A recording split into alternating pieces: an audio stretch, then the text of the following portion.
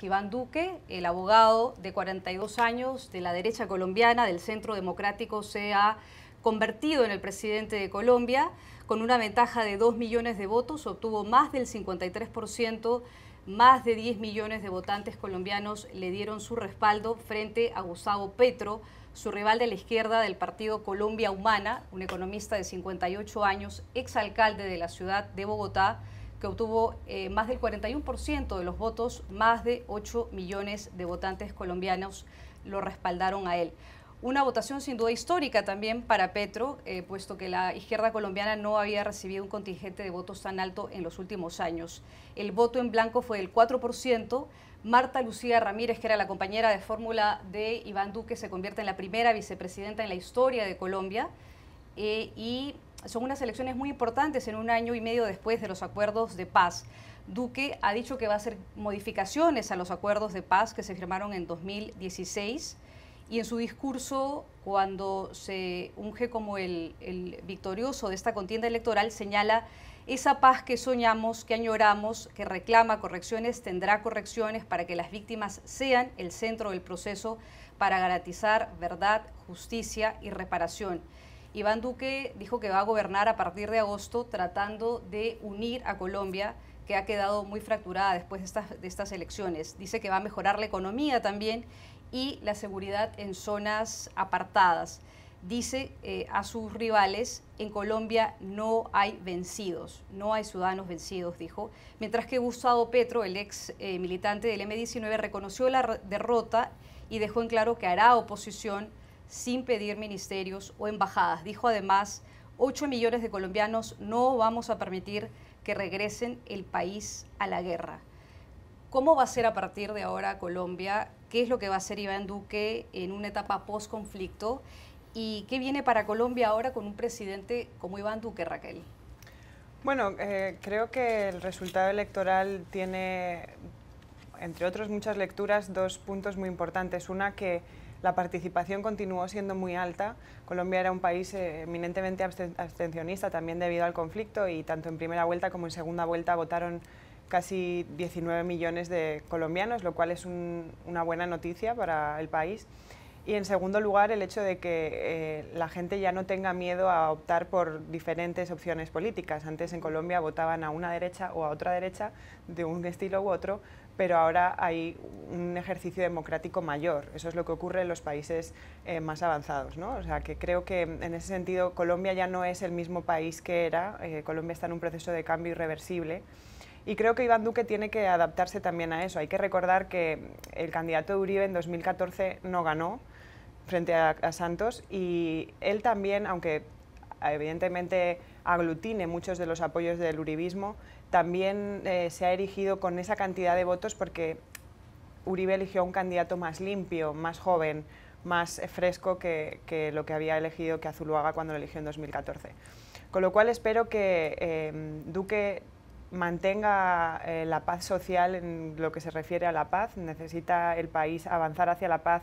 No sé hasta qué punto va a modificar los acuerdos, pero que no lo pongan en riesgo. Eso es fundamental para el país y no es una cuestión ideológica. Y luego, por otra parte, creo que el hecho de que la izquierda haya obtenido esa cantidad de votos tan grande le va a forzar a escuchar al resto del país. Es verdad que Petro no cuenta con un grupo parlamentario grande, de hecho es muy minoritario, tendrá que hablar también con otras fuerzas políticas semejantes a lo que él plantea, pero son 8 millones de votos, son más votos que los que obtuvo Santos en la reelección de 2014, perdón, bueno, y creo que en 2010 también. Con lo cual, creo que se plantea un escenario nuevo en el que el diálogo tiene que formar parte del proyecto de país, y aunque sea a través de unas políticas conservadoras, porque es lo que él representa, tiene que generarse un diálogo y un escenario que no crispe. Ojalá eso que plantea sobre la unidad de Colombia sea cierto, ojalá que no tomen políticas extremadamente divisivas, y ojalá también que se haga un ejercicio democrático, pues, de un país que está creciendo y que está avanzando. Yo soy una optimista patológica con Colombia, creo que es un país que tiene que mejorar por necesidad, no hay nada que lo pueda frenar, pero evidentemente Duque tiene que hacer un ejercicio de responsabilidad y saber si va a gobernar bajo la sombra de Uribe o no, es la clave de todo esto. Alina, ¿cómo va a ser un gobierno de Iván Duque teniendo en cuenta que él era uno de los principales voceros, el principal vocero del no en el plebiscito cuando se estaba llevando adelante este plebiscito para ver si se ratificaba o no se ratificaba los acuerdos de paz? ¿Qué espera usted que sea el gobierno de Iván Duque de cara a esta nueva etapa de posconflicto? ¿Cómo vio usted las elecciones? Yo creo que Duque precisamente ganó porque él no ganó en octubre de 2016.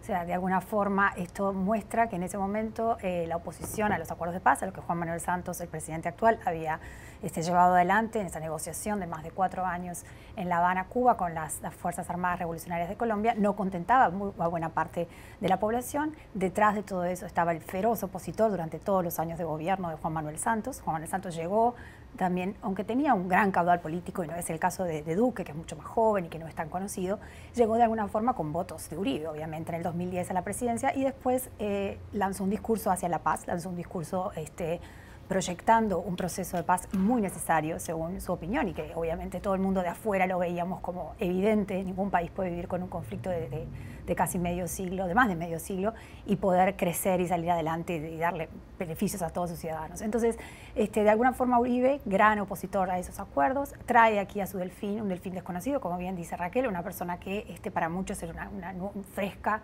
nueva, joven, con mucho impulso. Y bueno, ¿qué retos tiene? Principal reto, y sobre todo en el tema de la paz, porque la paz es algo que permea todo el resto de lo que pueda pasar en Colombia. 7.000 guerrilleros desmovilizados, eso es mucha gente para volver, en proporción, no es mucha gente, pero sí lo que significa, el símbolo, ¿no?, de eso, para reintegrarse en la sociedad. Duque ha dicho que quiere promover eso, que eso no lo va a poner en juego, pero está, y él debe cumplir con todo ese electorado que no está conforme con la justicia transicional, que fue por lo cual ganó el no. Entonces, él tiene que esas correcciones que no precisó, porque él no especificó cómo las va a hacer ni cuáles van a ser. Hay ciertos límites para hacer cambios en los acuerdos, pero evidentemente él va a tener que dejar contento a toda esa gente que lo votó por eso mismo, lo votó 54% de la población. Yo creo, de los que votaron, ¿no? No es la población. Pero hubo una gran participación, lo cual también es muy bueno. Creo que además hay una cosa, lo votaron porque están desconformes con esas concesiones, esos sapos que hubo que tragarse para tener la paz, que le critican a Juan Manuel Santos y por lo tanto es tan impopular, pero también lo votaron los que tenían miedo de que Gustavo Petro se convirtiera en un nuevo Chávez. Entonces ese cuco, ese miedo con Venezuela, con que Colombia termine convertida en Venezuela, de alguna forma también motivó esta elección de Duque. O sea que no todos esos votos son absolutamente de derecha, digamos, ¿no? Hay muchos votos de centro. Entonces, Duque tiene ante sí el gran desafío de también gobernar para toda esa gente. O sea, contentar a su electorado desconforme con ese acuerdo de paz, porque lo siente injusto, lo siente que no contempla a todas esas víctimas que quieren que los guerrilleros no estén en el Congreso, por ejemplo, que cumplan alguna pena de cárcel, pero que medidas más duras en términos de justicia transicional, por lo cual Iván Duque dijo que su contrincante en la primera vuelta, Humberto de la Calle, era un mal negociador, lo dijo muchas veces. Humberto de la Calle sacó muy pocos votos y fue quien llevó adelante buena parte de la negociación, casi todos los 4 años como líder, ¿no?, del equipo de gobierno con la FARC. Timochenko ya dijo que quiere sentarse a hablar con él. Timochenko es el líder del nuevo partido político surgido con la desmovilización de la FARC. Entonces, bueno, Duque debe escuchar de alguna forma, creo yo, con respeto desde afuera mirando toda esta situación, creo que tiene que, si quiere lograr la unidad que tanto dijo, porque ayer repitió muchas veces ese mensaje un poco conciliador, basta de odios. Colombia estuvo durante todos estos años, de alguna forma, cual novela, porque es una gran novela la historia de Colombia, de alguna forma, esa pelea entre Santos y Uribe fue lo que marcó los últimos años de la política. Y la gente tampoco, la política colombiana, ¿no?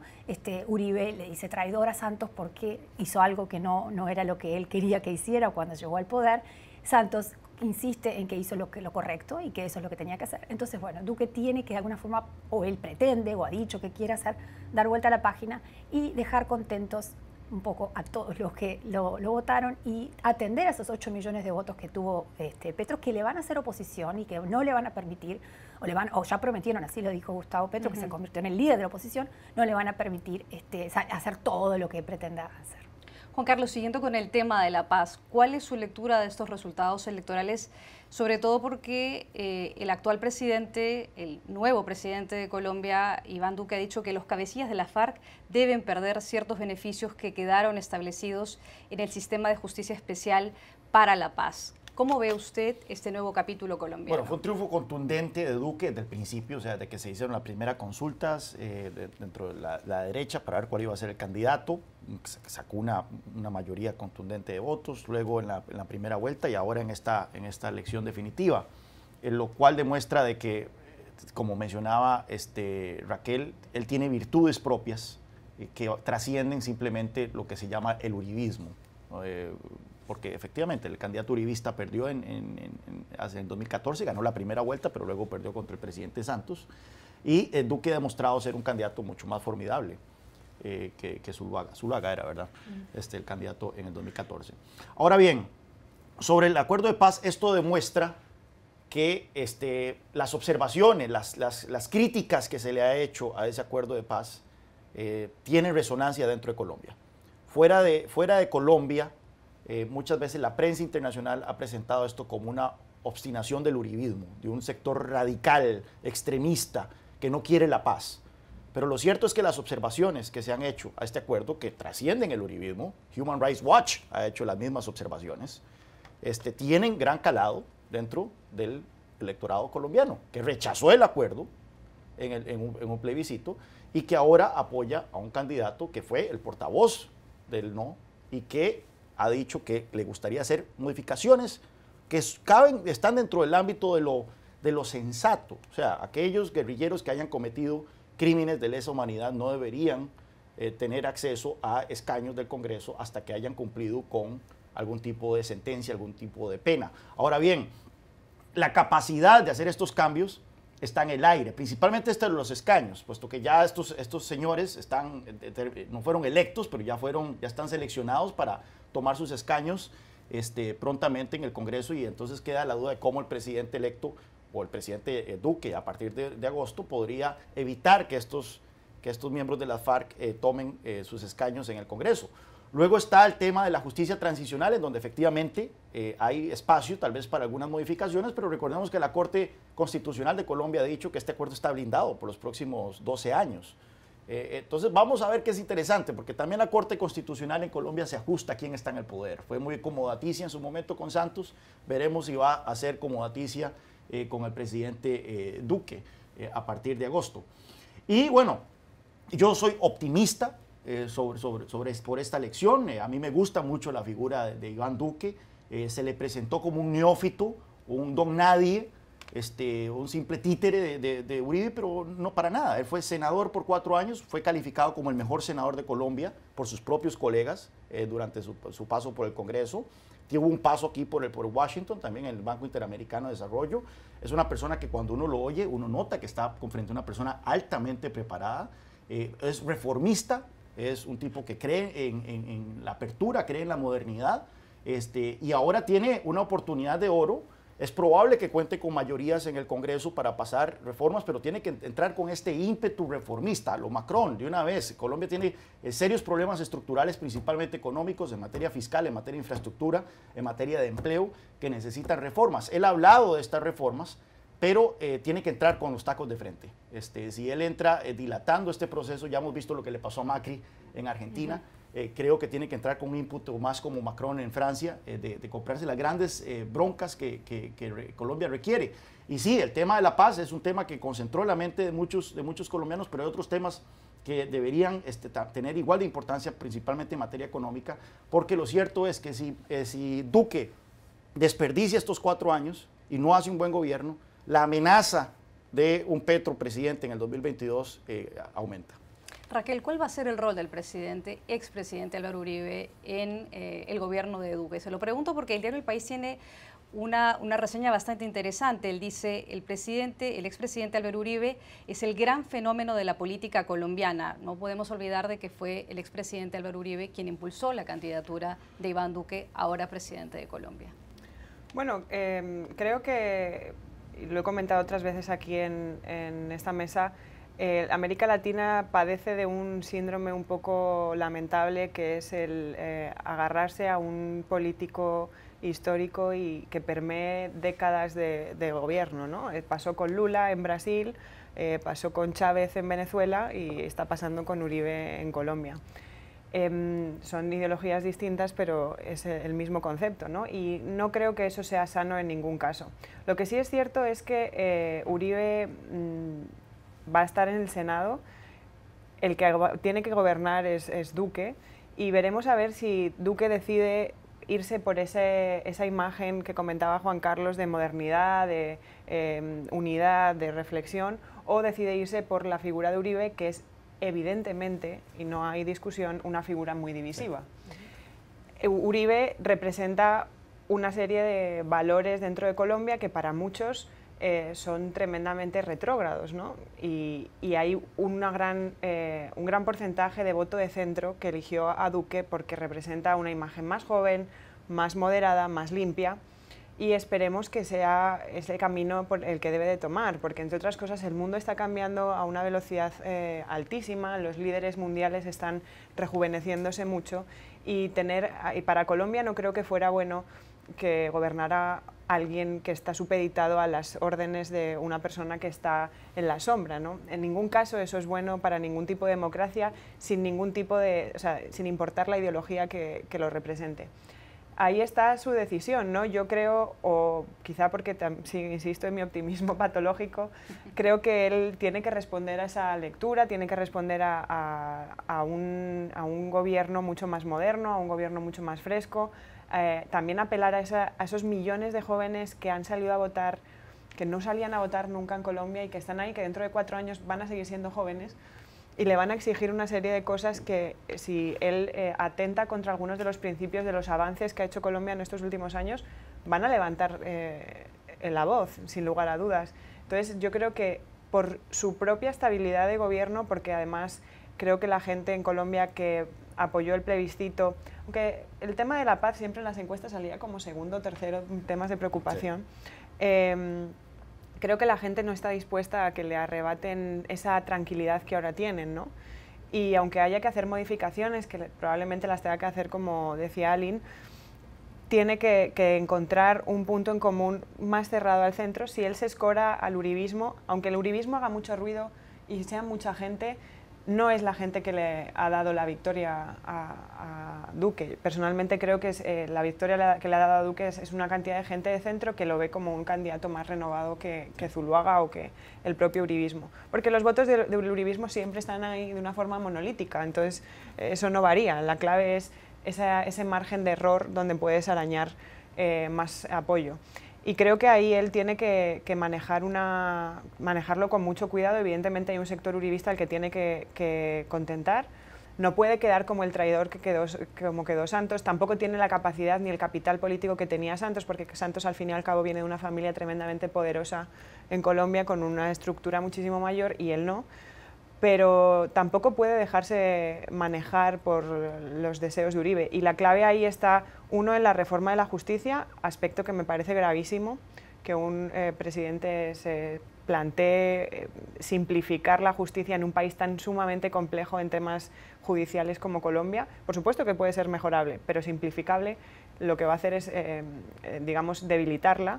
Y en segundo lugar, hay cosas que son un poco preocupantes, como la idea de poner la pena de muerte a los violadores, que la pena de muerte me parece algo demasiado grave como para introducirlo en un país donde se cometen delitos de lesa humanidad muy graves.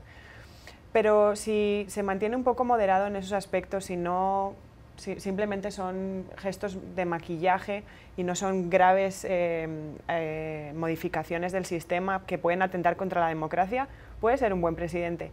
Y otra cosa que es grave es si modifica el tema de la reelección, porque entonces sí que da la sensación de que está gobernando para Uribe, para que Uribe se perpetúe, como él dice, y es una frase muy grave cuando él le denomina al presidente eterno. Ningún presidente debe ser eterno. Sí, esto, él tiene que... es una posición bastante delicada, como menciona Raquel, porque ciertamente él ha llegado al poder gracias a Uribe, pero debe confortar a ese enorme sector de la población colombiana que ve con suspicacias o con temor o con rechazo a la figura de Uribe con buenas y malas razones, creo yo. Ciertamente Uribe no le va a facilitar este trabajo. Uribe es una persona que tiene un síndrome de ausencia del poder bastante terrible, desatado. Ha sido un expresidente muy incómodo.